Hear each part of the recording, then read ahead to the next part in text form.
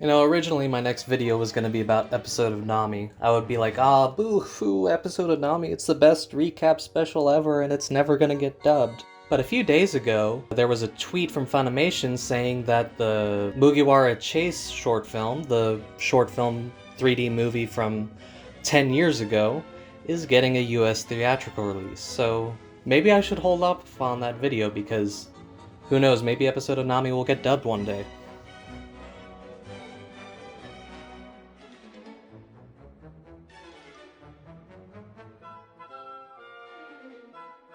I seldom hear any criticisms of the One Piece manga. It's almost universally agreed that, if nothing else, it's better than the anime. There's better pacing, better artwork, and overall better presentation. One thing I often hear time to time, though, is that the One Piece manga keeps getting denser and denser.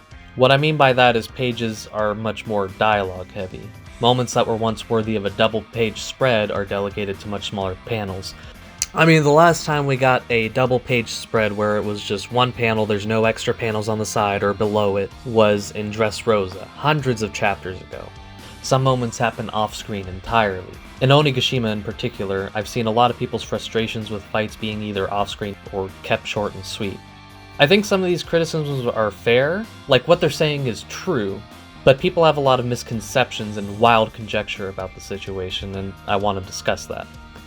The craziest thing I often hear is that the reason events happen off-screen or in very few panels is so that Toei Animation can flesh out these moments in the anime. The manga produces on average 42 chapters a year, and the anime on average produces 45 episodes per year. This means that if the anime adapts more than one chapter per episode on average, even if they produce one chapter per episode on average, they run the risk of catching up to the manga. If the anime were to produce less episodes per year or have filler arcs, like Naruto, this wouldn't be an issue. But for certain reasons, One Piece is never going to go seasonal, and it rarely has filler approved, and when it does, it's like 2 episodes. So what do they do when a chapter doesn't have enough content to fill an entire episode or more? They make things go slower. There will be long, dragging shots of people standing still, fabricated scenes for the sake of padding. The problem is doing this upsets audiences. They can see when it happens. I don't even have to elaborate on this, just look at the dozens of YouTube videos criticizing Toei's adaptation of the Dressrosa arc, or YouTube videos praising One Piece's editing for cutting out that padding. There is one kind of filler fans like though, and that's what I call implied filler. If something is implied to have happened in the manga and we don't see it, but the anime shows that event in full, people love that. If something happened quickly in the manga, just a few panels, but it gets fleshed out a little more in the anime, people are fine with it as long as the animation is good. And if the anime does something that's seemingly made up, but then later Oda confirms in an SBS corner that it's actually totally canon, it's something that he wanted to show in the story but had to cut it out of the manga, people love that. This is the part where the crazy conjecture comes in. A lot of people speculate that Toei has been pressuring Oda to make these things happen off screen so that they can show more stuff in the anime and the filler is, better content than just, dragged out shots. They're just like, hey Oda, we know that fight where Luffy loses to Kaido is really important, but could you just cut it out entirely so that we could use it as implied filler? This conjecture is insane. Oda does not sacrifice the quality of his manga for the sake of the anime. He just does not. Events in the manga have always been cut for time from the start. Pacing has always been a priority. One might say, well, how do you explain how so many fights in Onigashima are so short, if not off-screen entirely, when they're so important and integral to the plot? People that make this argument, they don't seem to realize that Wano is already the longest arc in the entire series, and the longest saga of the entire series. It has gone on for over 10 volumes, that's longer than Dressrosa, and we're only in Act 3 of Wano, there's still 2 more acts to go. Maybe the reason he breezes over things like Kiku's fight with Kanjuro is because he would prefer that Wano ends, within this decade? I mean, there's going to be a final war arc after this, and it's going to be the grandest battle ever. And he wants to get there, and he wants that arc to, be important and fleshed out. And if he fleshes Wano out way more than that, it'll be worse for the series overall. And the funny thing is Oda's being slowed down by his own creativity. He'll have this idea of, oh, there's these guys Bingo, Bongo, and Bungo, and they love Komurasaki, and They give her money, but they're bad people. They took money from people whose houses burned down and stuff. But Komurosaki, she's not actually doing that because she hates poor people. She's doing it because she knows they're scummy, and she gives it to Kyoshiro, and they give it to Ebisu Town, and it all wraps around in a nice circle. He'll have creative ideas like that, but it's like you don't want to dedicate an entire chapter of Wano to Bingo, Bongo, and Bungo. Maybe the reason he doesn't give every Roger pirate a clear introduction with names and all, you know, even though that's such an important pirate group, is because it's part of the Odin flashback, and the Odin flashback goes on for well over 10 chapters. Longest flashback in the entire series. Maybe you don't want to dedicate an entire 2 chapters to fleshing out the Roger pirates when they're not even that integral to Odin's story.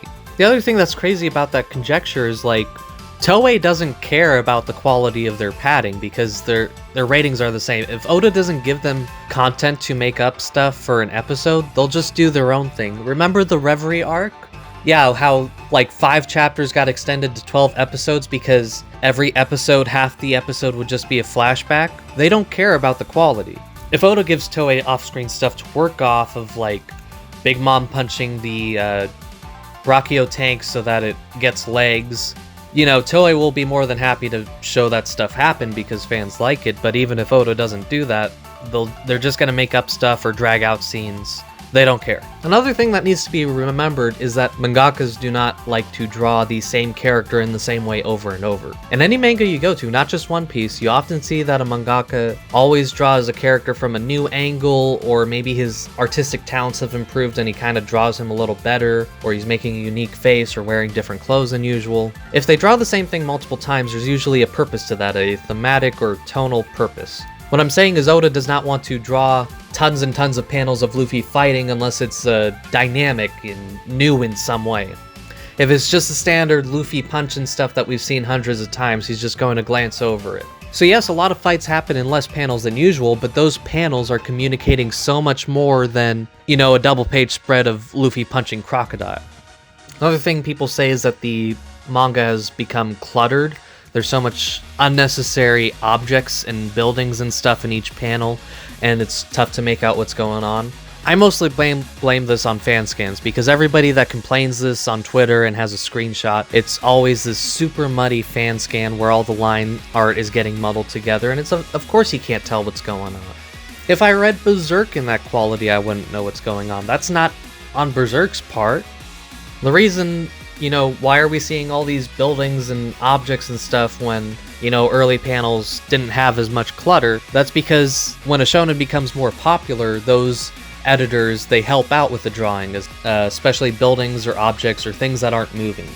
The reason I wanted to clear the air with all these misconceptions and conjecture is because, yes, you could complain about the manga being denser. You can complain that it takes like 15 minutes to read a chapter when it used to take 6, but don't go out blaming it on Toei just based on conjecture.